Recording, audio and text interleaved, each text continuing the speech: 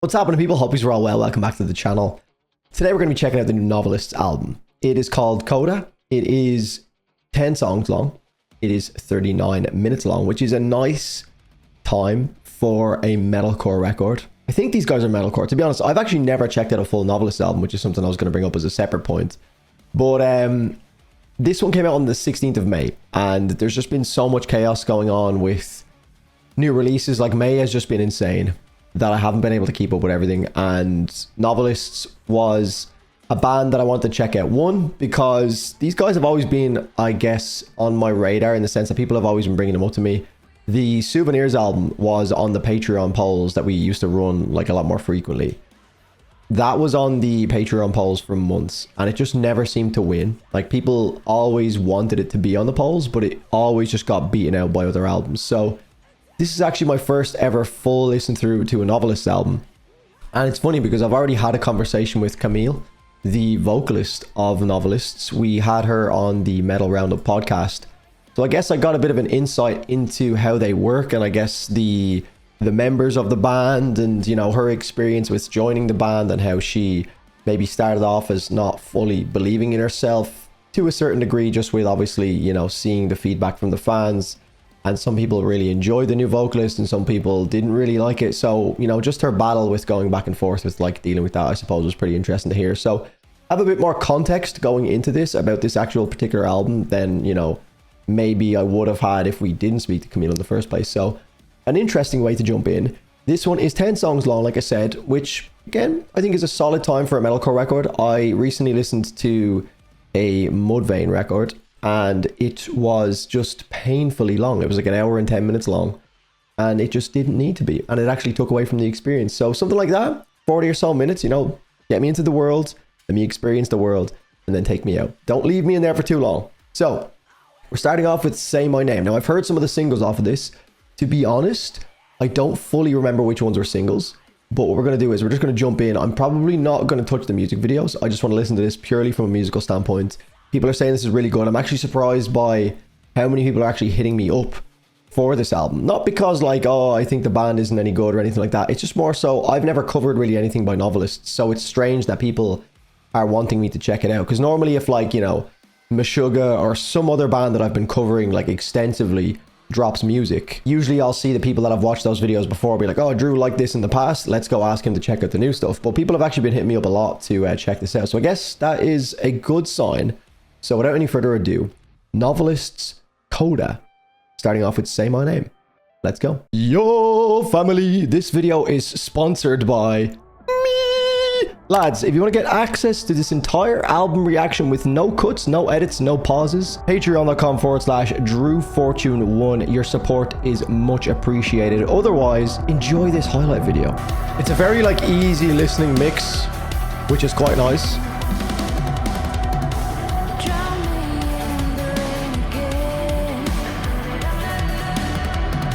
Oh, can I just... I'm not going to pause it. I love that. You know what? There's something to be said about using those harsh vocals sparingly and like only screaming when it's warranted as opposed to just screaming for the entire track. It has more impact.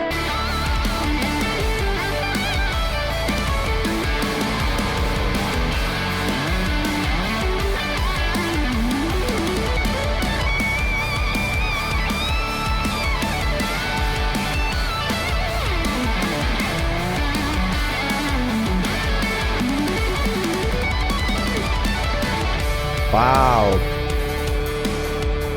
What a solo. I think these guys are like known for having a solo in like every song.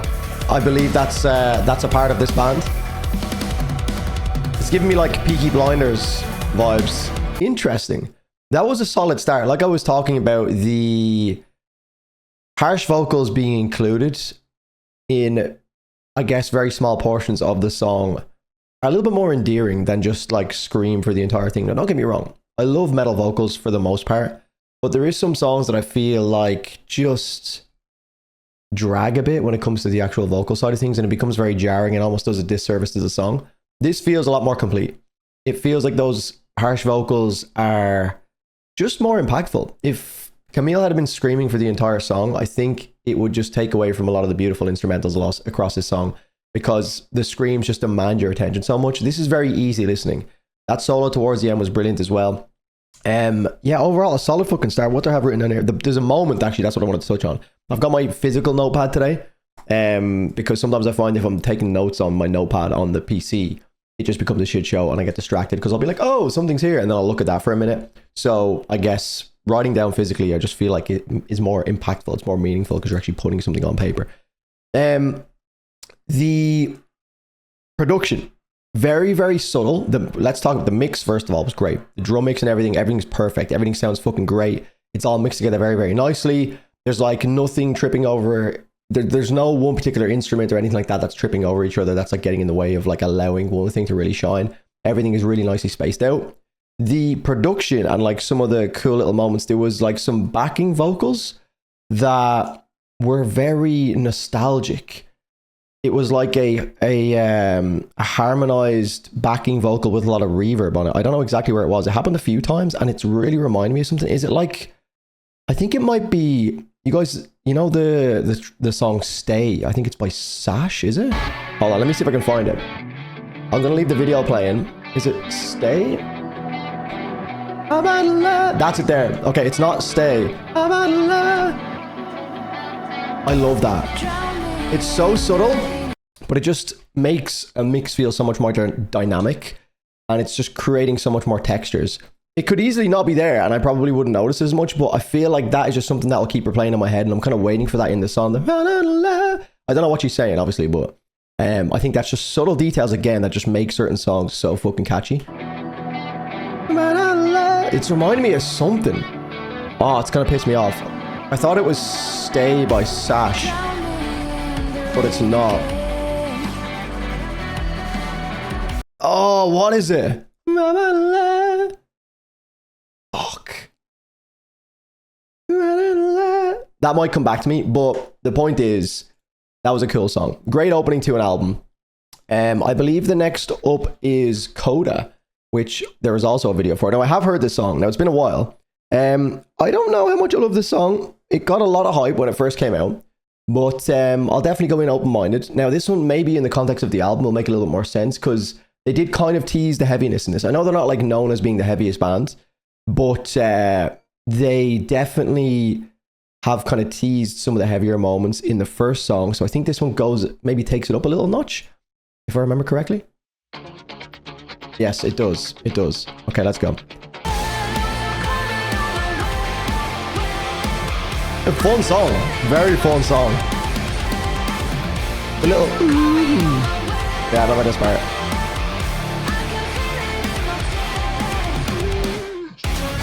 Very cool. It's quite unique, isn't it? Can't you say it's a sign of the times? Oh, we're losing our minds. Can't you say it's a sign? I didn't know they got this heavy. I didn't remember this part. God damn.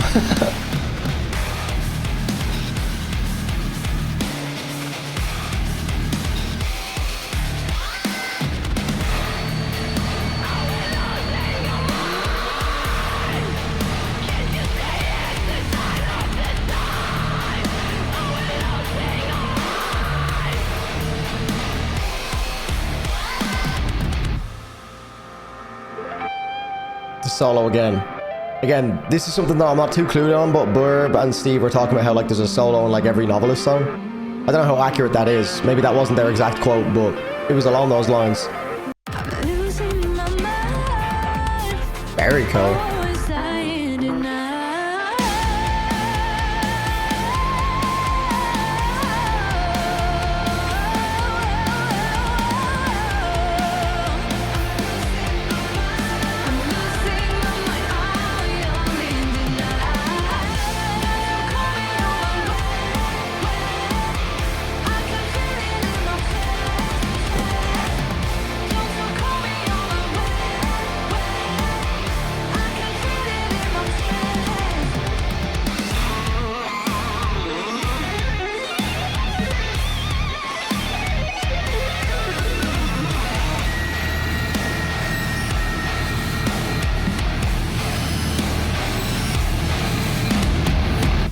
I do not remember this part. Okay, there's something weird about this one because I can definitely see that this is like really, really unique. And there's some really fun moments in it. And I think that chorus is an absolute banger. But for some reason, and I've had many opportunities to go back to this because I've obviously heard this song when it first came out, it just doesn't really click with me that much. I can see that like almost objectively, I know music is subjective, but like almost objectively, that's a great chorus. It's a very unique chorus and I love the little, like it's just fun. It's a very, very energetic, fun song that also goes extremely heavy for, I guess, modern metal standards. And there's just still something about it that like, I'll add it to my playlist as a great song, but I just personally don't love that song for some reason. I actually can't even give a definite reason or a definitive reason because I actually think it's a fucking very good song. Like I can hear all the different fun elements of it. Like it's very progressive as well. This could easily be one of those bands that I feel like, because they structure, like they have such good choruses and stuff, like their choruses could carry the whole song, but they're still being very progressive and like throwing in all these cool, crazy solos and breakdowns, and the song structures are a little bit all over the place, and the production value is like really quirky at times, like the little finger clicks and the little, I know production isn't, but they just try like unique things, which just give each song more of a flair. So there's just still something about this song that, again, hearing it, it's recognizable because obviously I've heard it a couple of times now from like short form content and just hearing it, you know, in my own time and maybe giving it a chance when I heard it the first time, a couple more times after that. It's just there's something about it that just doesn't really click with me. There's also a really fun synth line that runs throughout the verses when the guitars start to come in that it's very like, it gives like a chaotic energy to it, which is a cool little, let me see if I can find it. Yeah, like in these verses, that synth kind of creates this feeling of like panic and pandemonium chaos. It's just, I'd also realize we're watching this in 720p, by the way. If you're wondering why the quality is shit, I don't know why I'm doing that. But this little synth line here is cool.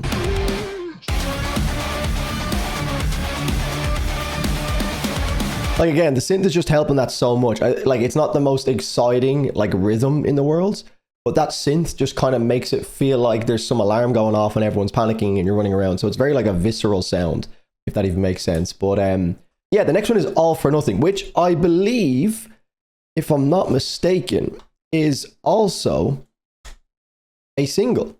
It is. Okay, and I did check this one out on my own time as well. Now, I think I preferred this one to CODA, but I also don't think it clicked with me massively. But again, I can like appreciate that these guys are doing something quite unique and it does sound quite fresh, but there's just not been any songs that have like massively won me over with this band just yet. But anyway, let's go. All for Nothing. Let's see if they can get me.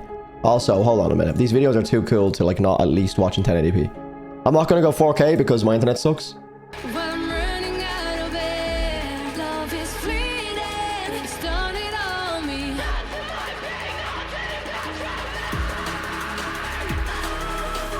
Oh yeah. Okay, this is already playlist. By the way, I've playlisted all 3 songs so far.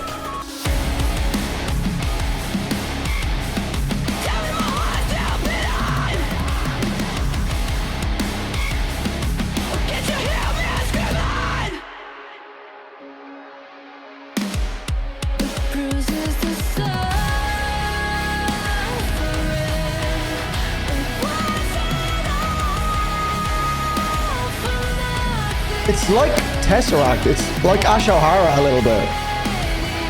It feels like something from Altered State.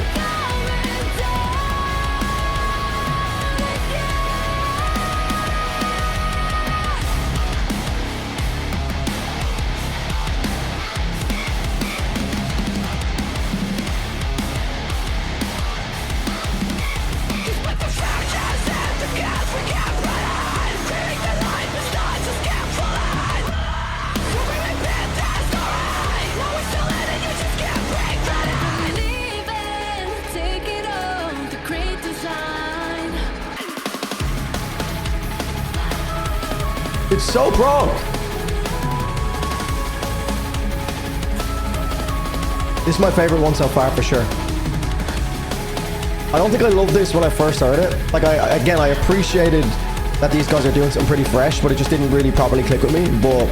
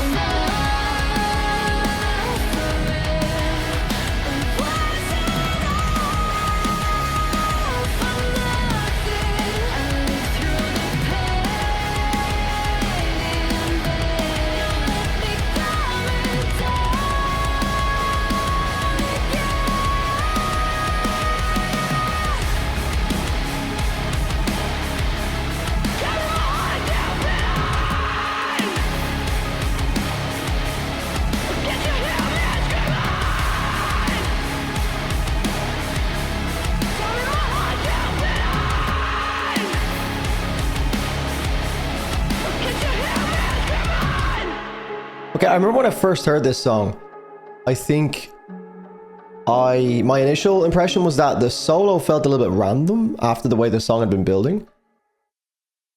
I kind of felt that way when the solo hit, but when the vocals come back in after the solo, it kind of starts to make a little bit more sense. So maybe I just need more time to listen to that song for it to fully make sense to me.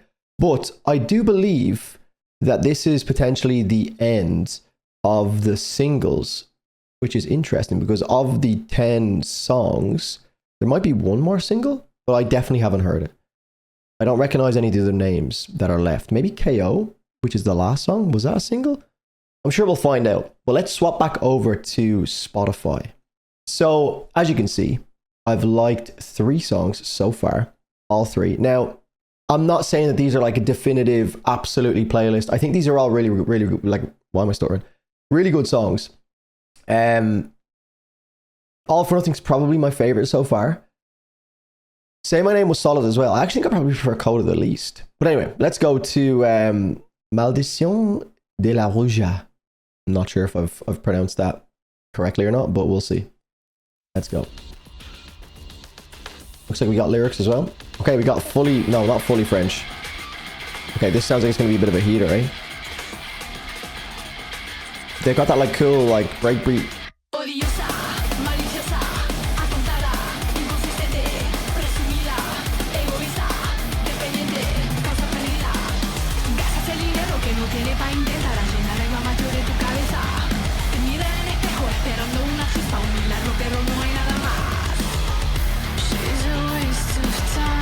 Is that Spanish?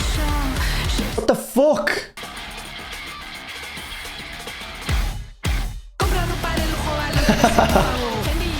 This is sick.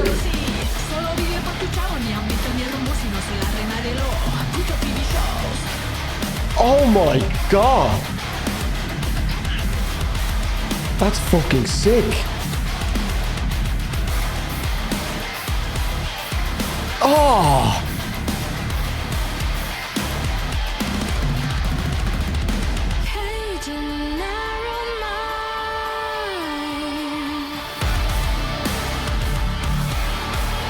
Fucking hell. Novelists on Smoke. I did not know they had this in the locker. That flow was fucking immaculate. No way.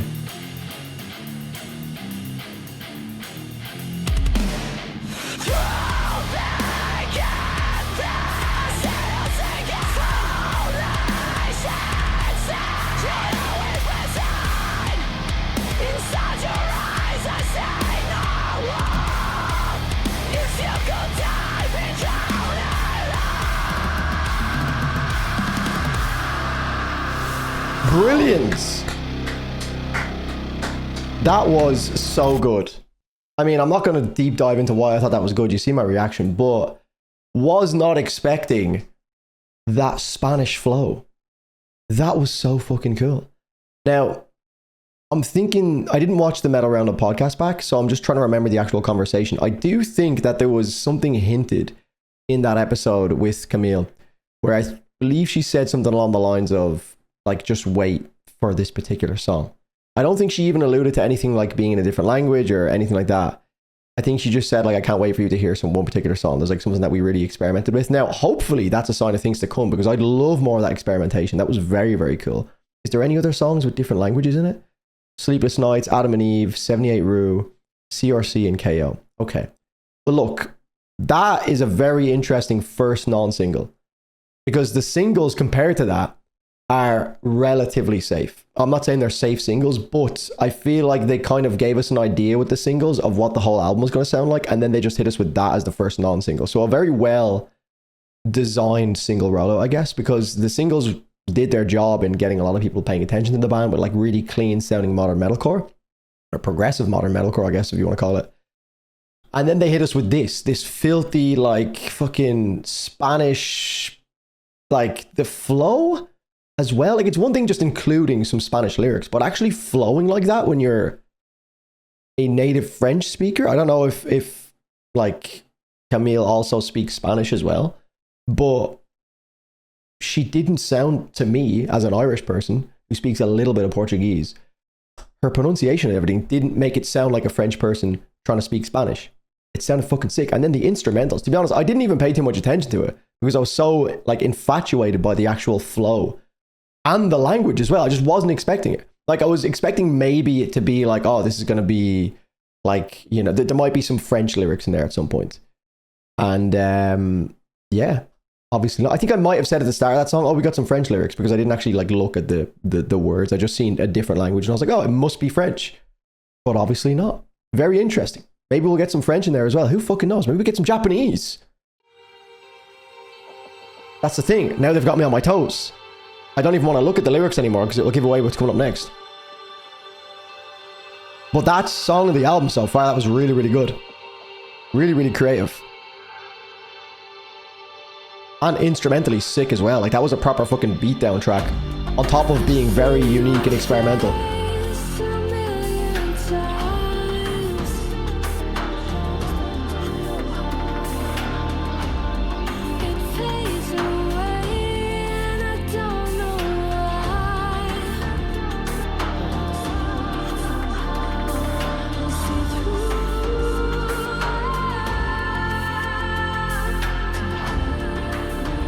Are Novelists running for Album of the Year right now? What the fuck is going on?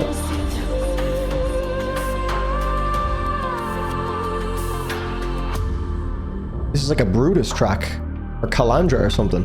Man, I'm getting like Tesseract and Spirit Box at the same time, back and forth. Like, that cleaner, glassier tone is very Spirit Box.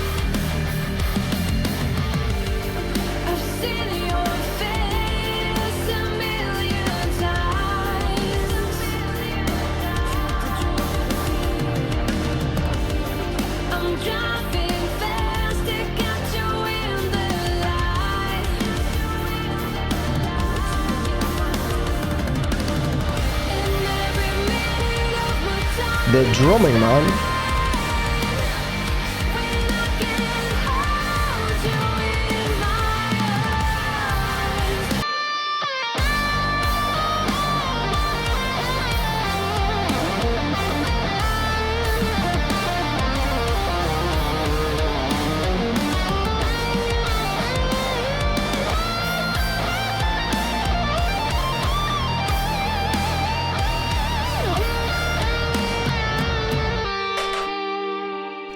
Everything feels so measured with this band, but it's not measured in like a robotic way.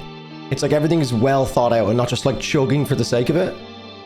But it still has a very like natural flow to it, as opposed to like really everything is so defined and like predetermined that it needs to be like, you know, on this grid, you know? It's like as measured as something can be without it being robotic, if that makes sense. Like, it feels like every passage that they go down, for the most part, is very well designed and very well thought out. And like, what is the purpose of this moment? How are we going to make the listener feel with this section? This song is full of feel. Full of feel. Like, they just have an understanding of like, I guess, emotional connection with some of these moments. The vocals coming in, especially after the song that was such an absolute fucking barn burner in the last song. That was such a nice, kind of like slow down vibe. It was still like energetic in moments. When the guitar comes in, it was quite emotional, but like still not like completely down in the dumps and dreary. It still had like an upbeat feel to it, but obviously tempo wise, the actual speed of the song and the feel of the song, you know, took a down step from the track beforehand, which, you know, I guess most songs probably would naturally come down after a song like the last song. We had like Spanish infused with modern metalcore. Like, it was just mental. I can't get over that last song, to be honest, but this was a beautiful song. And now we have Adam and Eve. So we went from In Heaven to Adam and Eve. I'm all in, man. This is fucking sick. As you can see, I think the last two songs have been my favorite. This is a completely different feel. This like gave me a lot of these like Nordic bands, like, you know, your Calandras and all of the, like, I don't know if Brutus are a Nordic band, but they are in that like realm vocally. In this song of something like Calandra or Brutus, these like really epic cinematic style vocals. Beautiful. Beautiful. Like, we have in Novelists, what I'm seeing is a vocalist that has a very, very broad range. She can obviously scream. She can sing beautifully. I don't think Camille is she's a fucking fantastic singer, but I think I've heard, maybe not even, that's probably unfair. Her style isn't necessarily my favorite overall when it comes to her actual like delivery of her clean vocals and the singing, which is completely fine. I'm not saying that it's bad in any way, shape, or form. I just feel like I've clicked with other maybe metalcore artists when they sing. Like I think Courtney the Plant just does something a little bit more in the clean singing department, and I'm comparing, you know, to one of the goats at the moment. Across all metalcore. I'm not even just saying like, oh, like just in women's metalcore, you know what I mean? Or like female fronted bands. Like Courtney the Plant is one of the fucking goats across metalcore, full stop.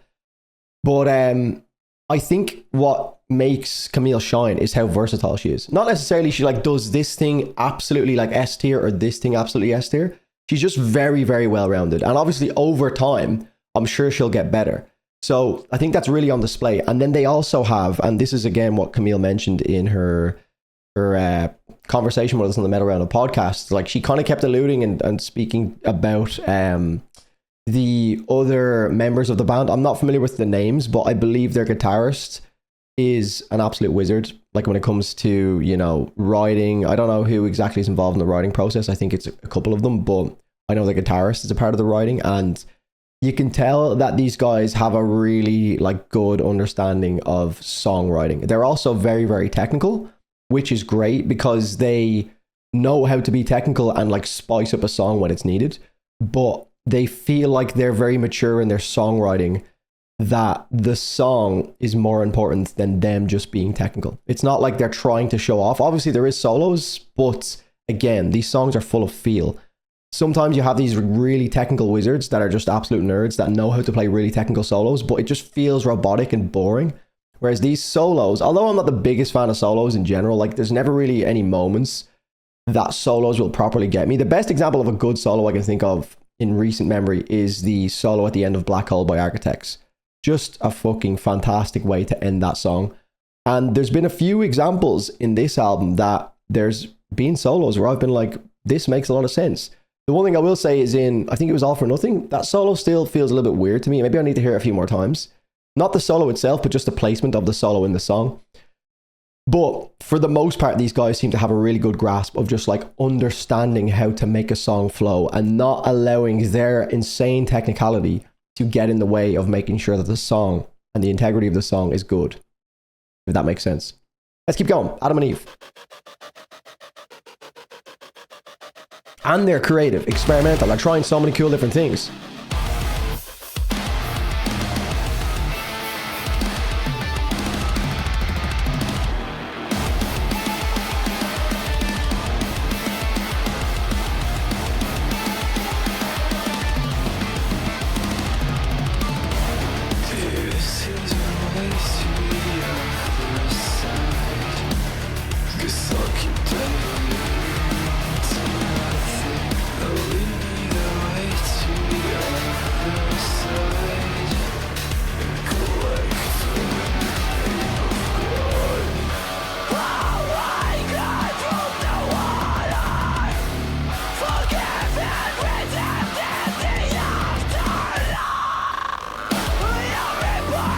Okay.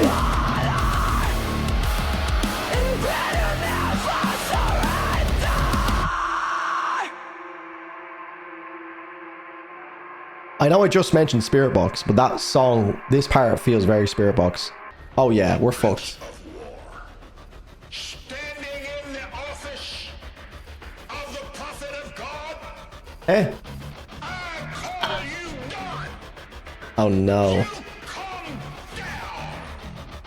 You come down and you crawl on your belly like God commanded you when This wasn't included in the lyrics. on your head in the Garden of Eden. Get down on your knees. Get fucking down on your knees. Get down on your knees. Alright. Get fucking down on your. Okay. Stop for a moment. I won't yap for too long because the album's almost finished up. Jeez, this has been so much fun. Again, 39 minutes. Take notes, metalcore bands. You don't need an hour. You don't need an hour to get your point across. This is, look, there's still fucking 10 minutes left. Maybe they'll just flop it now for the rest of the album. I doubt it. It's been way too creative and fun and experimental to just flop all of a sudden. This song, I'm going to say, is the first of the 6 that I've heard that's not going to make playlist. It is fun. It has some similarities to some of the songs off of Spiritbox's new album. But it just doesn't feel as good as some of the stuff that Spiritbox have done on their new album. There is moments where it's obviously carving its own path and doing something a little bit more unique, but it does feel very Spiritbox-esque.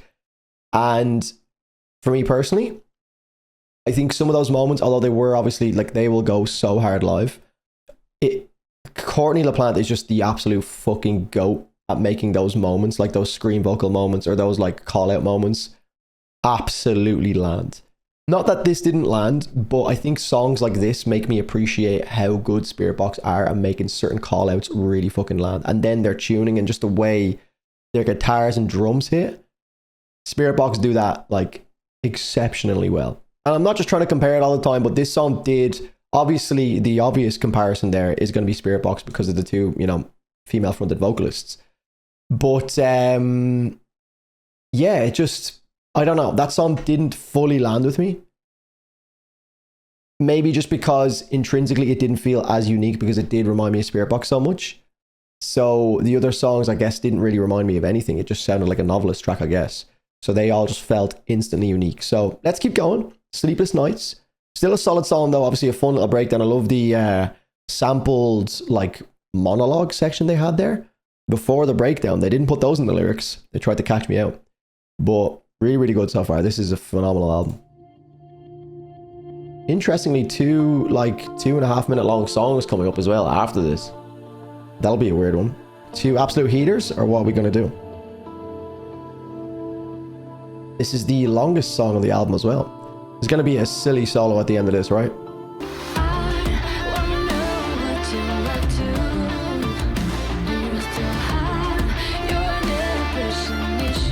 Very on the nose lyrically. Nothing metaphorical about this. You still depressed, bro?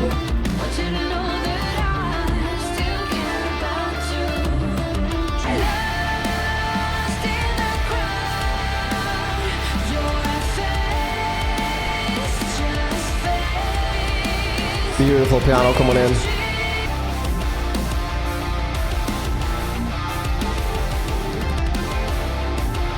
Kind of like Invent Anime-esque here with some of the guitar licks. Ah!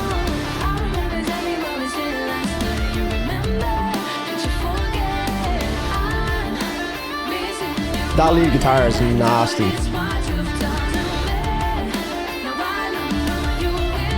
Oh man.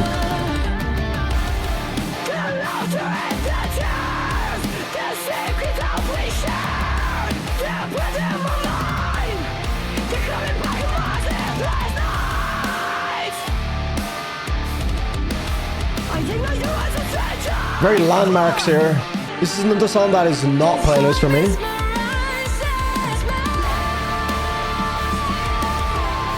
Love the piano though. Gives it such a nostalgic lift.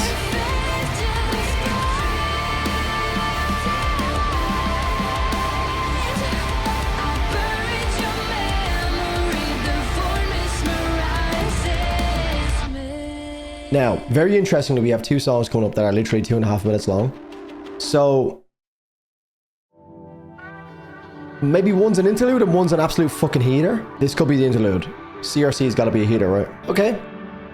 I mean, it's kind of serving the purpose of an interlude track. It does kind of feel a little bit fillery though.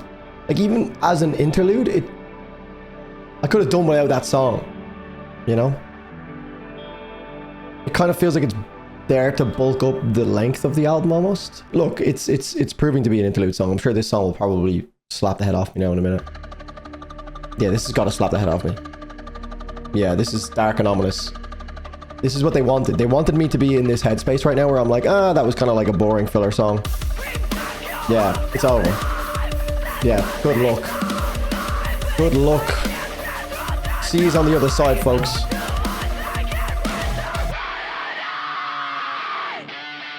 Oh my goodness.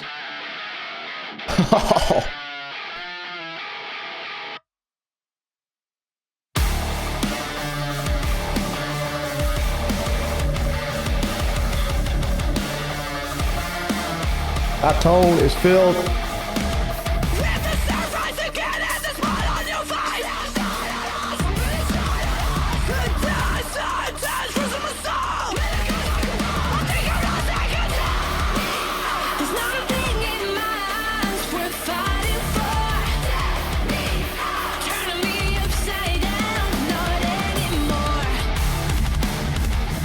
Ah, fuck off.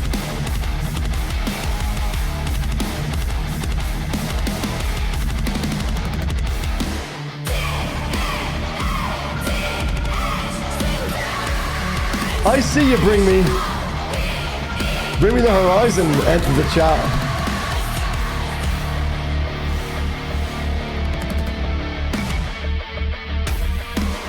Ah, the pulse. It's like alive. Nasty. Nasty.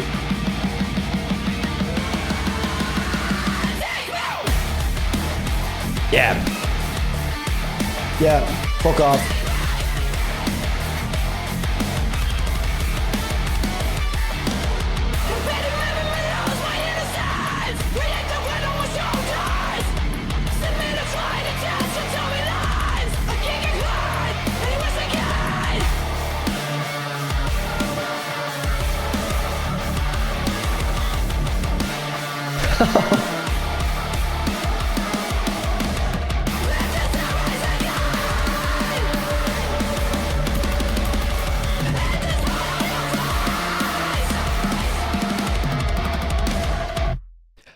Whoa!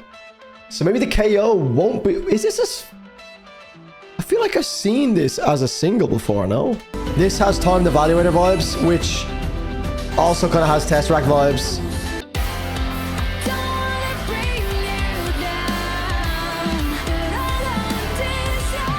Have I heard this song?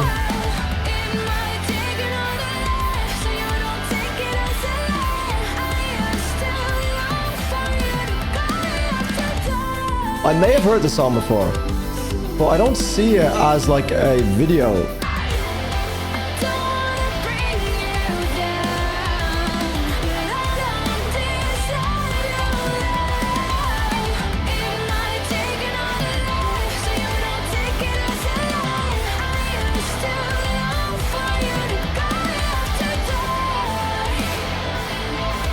Yeah, I think this one came out a long time ago, but I just don't see a video for it anywhere.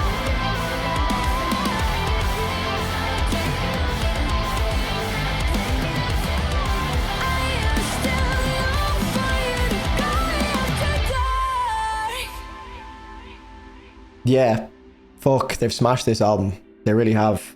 Honestly, I was coming into this album not really anticipating this to be like my favorite thing in the world, but this is up there with album of the year.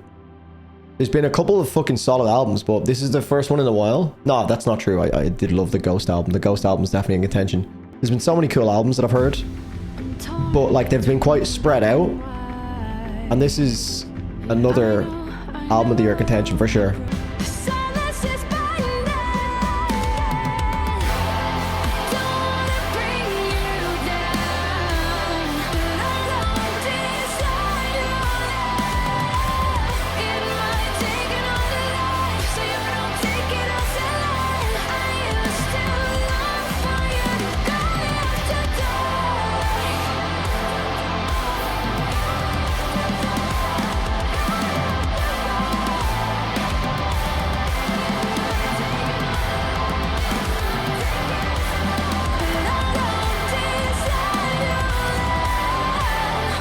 Okay. I don't know if it's like the lyrical content of this song and a couple of the songs that haven't clicked with me that just don't really help me enjoying the song. Like the whole, like, I don't want to bring you down and I don't deserve your love. I get it. Look, it's like a love song. It's like a sad love song. But like lyrically, thematically, it just doesn't really do much for me. And the song itself, not bad. A nice ending to an album. Obviously, after CRC, which was a heater, you know, it maybe needed that cool off period just to kind of take us out. But a fantastic album. Again, I was not anticipating to enjoy this as much as I did. I mean, of the 10 songs, as you can see on your screen, 6 songs added to the playlist. Now, I will say that the strongest songs for me, I think track number 4 is got to be the strongest song of this album, because CRC is also in the same vein as something like Maldición de la Bruja. Probably butchered the pronunciation of that, apologies. They're both in the same ballpark. They're the two like heaters of the album that I'm sure will go absolutely so insanely hard live. But track number 4 for me is everything that CRC is, but it mixes in a Spanish flair. It's creative, it's fun, it's bouncy, it's got a fucking great rhythm, it's so experimental. I've never heard a song like that. And it's just fucking fantastic. I mean, it makes sense now that they covered Caramel by Sleep Token on their Instagram and their YouTube shorts. If you guys have seen that, go check it out if you haven't seen it. Novelists, the guitarist, and Camille, they did like a little cover like straight after Caramel came out by Sleep Token. Obviously that has the reggaeton beat, so roughly the same ballpark in terms of the overall creative flair to be able to pull off something like Caramel, to pull off something like this. That is one of the most unique songs I've heard this year, where it's still a fucking chunky, heavy modern metalcore track with some good melodies and stuff, but it's just so creative. There was so many fun little production elements. There was some like moments of just space within certain parts of certain songs that just added to the punch when the next part of the song came in. Very, very creative. Some good melodies, some very strong melodies, some good like scream vocal moments. Overall, a fucking sick album. I think there was a solo in most songs, which I know Burr brought up on the podcast with Camille, which was quite interesting to see how that panned out across this album, because obviously Burr was a little bit more familiar with their entire discography, whereas this is my first time hearing a record from these guys. So, you know what? I'm kind of glad now in hindsight that I didn't check out Souvenirs, which is the one album that always gets recommended. And that was actually the one album that Camille recommended that I check out from the band as well. When I asked her, even though she wasn't the vocalist at that time, she was still like, okay, this is my favorite album from the band. And do you know what? It just struck me as well. This is their first album together, right? I believe this is Camille's first album with the band, and they already sound this good. So this band, I can see going from strength to strength if they keep this up, man. This is very, very creative, very, very fun. Like instrumentally, like I said, they've got such a technical lineup in terms of their like drummer, their guitar work is phenomenal. They've got Camille, who's such a well-rounded vocalist. Like she can do everything. She can get really experimental and creative and it not sound goofy with like adding in the Spanish flow. And I'm sure she can obviously also do a French flow at times. So she's got so much versatility and so much range. She can sing, she can scream, she can do all sorts. And then you have the capability of the entire band, seemingly. From what I gather, I think it's a pretty like collaborative experience when they actually write. When you look at the credits on some of the songs, like I don't know the all of the names, but it does look like that would probably be the entire band that gets involved in the actual writing process. So they've got a very, very good team there in terms of their understanding of, you know, serving the songs, making sure that the songs are the most important part. There was no bad songs on this by any stretch. The 78 Rue track is a interlude, for lack of a better term for it. So I would kind of maybe just leave that there. It's not long enough for it to feel like it's actually interrupting the flow of the album, so it's fine. It's doing its job, but it also just feels like a kind of a throwaway filler track at the same time. Obviously didn't really massively click with Adam and Eve, Sleepless Nights, so I would say that the first half of the album is very, very strong. Now, Say My Name, CODA, and All For Nothing are really, like, I would nearly say again, like I said at the start, subjectively, music is subjective. But I would nearly say that objectively, they're really good songs. They're really well-written songs. But they don't click with me that much. So when I heard those singles, I was kind of like, yeah, look, some parts aren't clicking with me. I don't really get the hype going into this. But the fact that they led with those singles and then had better songs on the album is fantastic. In Heaven is a completely different take to track number 4, but they're both executed so fucking well. This is an absolute heater that is so creative. This one's a little more beautiful, had my hair standing up my arms. Beautiful, beautiful song. Great display of Camille's other side of her vocals with the more like cinematic, atmospheric, you know, emotional side. Some other songs feel like kind of extensions of maybe other tracks that we'd heard at the start of the album, but they just don't quite hit the same highs. CRC is what I anticipated from a 2.5 minute long song. I knew it was going to be one of the two. It was either going to be this is the heater, and then this would be the interlude, or vice versa. It turned out that this was the heater, this was the interlude. And then we finish off with, again, not a bad song. Doesn't leave me with like the most memorable feeling of this album because of like some of the songs we've heard prior that were so creative. I know not every song is going to be that kind of a heater, but it doesn't leave me with like the best taste in my mouth. It's still a phenomenal album, but like I think the start of an album, which we had a fantastic start to the album, as you can see here, and the ending of the album, like you can afford to almost like drop off a little bit here, I feel like, in albums. I think what really makes a solid album is if you have a really good start and a really good ending. Obviously, the middle part has to be of a high standard as well for it to be like an S tier album. But for me personally, and how I look at albums, how the album actually starts, does it like paint a picture that makes me invested and makes me want to continue on listening to it? This one did, for sure.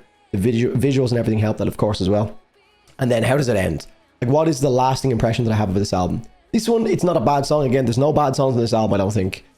It's just not like it, and it doesn't even have to be a heater. Like, I'm not saying this needed to be a big breakdown filled song to end the album. That's not what I'm saying. Just like the song itself was good, it just didn't really have as many memorable moments for me. So not leaving on the highest of highs considering how good the album was. I still think this is a phenomenal album. It's in contention for album of the year for sure. One of the many fantastic albums that have been released this year, and I'm sure we'll probably get a lot more. We've still got so many more fucking things to check out in May. May's been nuts, and this is definitely up there. This is definitely fucking up there.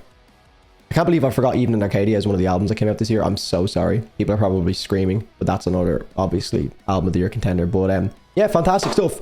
Look, I don't really like doing the ratings thing anymore, but if I was to give this a number, again, this is just purely like, this is my number right now. It could change over time. It could go up or down. So take that with a pinch of salt. If I was to label this with a number for like an actual review, I'd be pretty comfortable giving this like, I think it's like an 8 point. I think it's an 8.5 album. I think it's an 8.5 album. It's a really good album. It's a very, very strong album. It doesn't overstay its welcome. It has highs, it has lows, it has emotional moments. It has heavy moments. It has technical moments. It has moments of beauty. It kind of ticks a lot of boxes. It's creative, it's experimental. I've never heard a song like track number 4 before. Fantastic. That's it, lads. If you enjoyed this video and you're watching on YouTube and you would like to get access to all of the other reactions that I have on my channel that maybe didn't make it to YouTube but are on Patreon, then the links for Patreon in the description. There's probably over 200 full-length entire album reactions on my Patreon page as well. And yeah, I'm assuming this will probably be a highlight video. So if you want to get access to all of that other stuff on Patreon and support me, the links will be in the description. Otherwise, let me know what you think in the comment section down below of this video. What did you think of the album? Where does this stack up in terms of your overall album of the year experience? Like, have you got a better album than this? Is this your album of the year right now? And yeah, leave a like in the video if you did enjoy my thoughts. Thanks for watching. Go watch the Metal Roundup podcast with Camille as well, of course. And that's it. See you later, lads. Cheers.